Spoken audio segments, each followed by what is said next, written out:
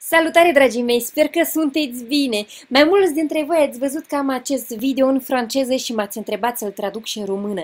Așa că cu mare plăcere o să vă ajut să instalați aplicația Qualien Wallet App. Deci, mergeți, vă rog, pe Play Store ori pe App Store, depinde ce telefon aveți, și descărcați aplicația. Odată ce ați descărcat aplicația, deschideți-o, vă rog, și o să vedeți prima fereastră care apare pentru crearea portofelului și în același timp, în partea dreaptă, o să aveți traducerea în română. Așa că aici vă întreabă să creați ori să restaurați o versiune precedentă. Dumneavoastră încă nu ați creat un wallet, așa că mergeți acum și creați.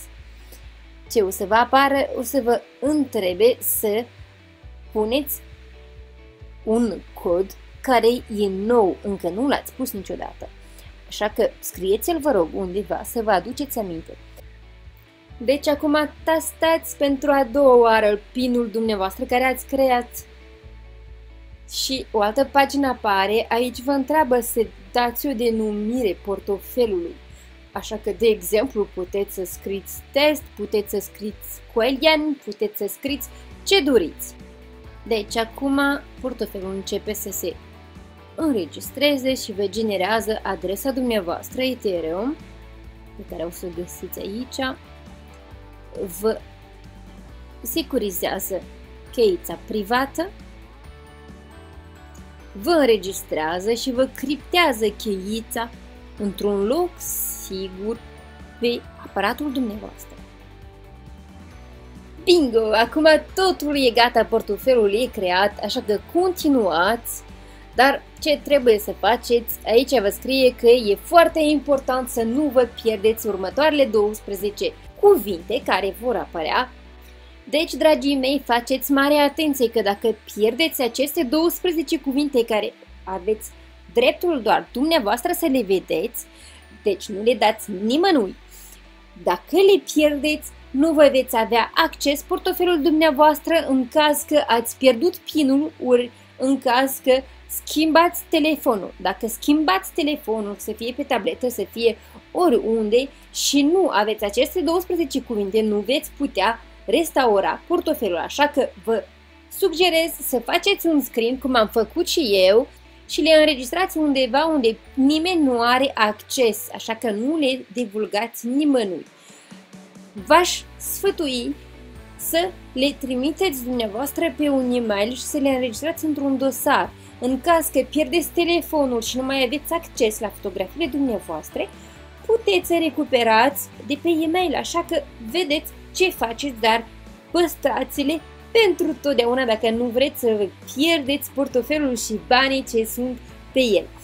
Pentru a merge înainte, tastați Confirmed și va apare că portofelul dumneavoastră a fost creat cu succes și puteți să-l folosiți pentru diverse tranzacții Ethereum.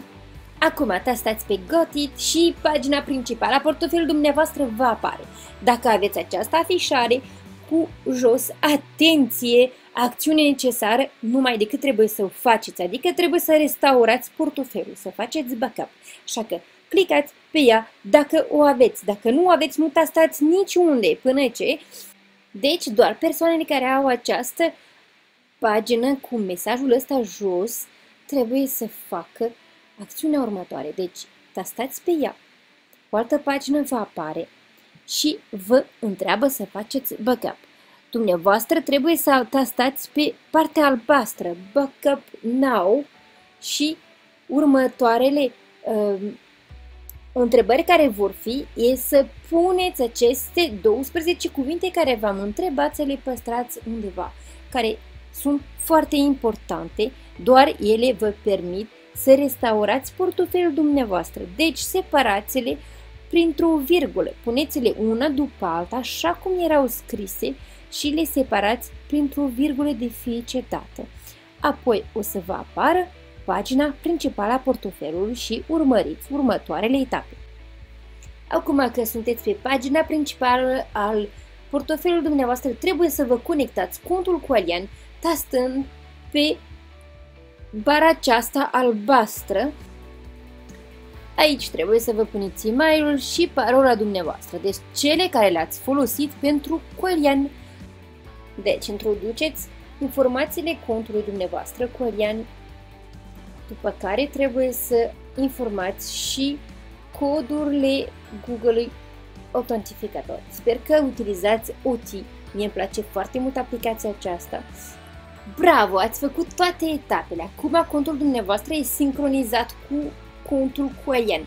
Așa că ca să verificați, mergeți pe contul Coelian, vă conectați pe Security, Wallet, Manage și verificați că adresa Ethereum care apare pe aplicația Coelian App e aceeași ca și pe ZK Sync pe back office. Dacă adresele Ethereum coincid, Coelian App al dumneavoastră așteaptă să primească banii. Sper că video acesta v-a plăcut și v-a ajutat. Vă urez succes în toate, dragii mei, și pe curând!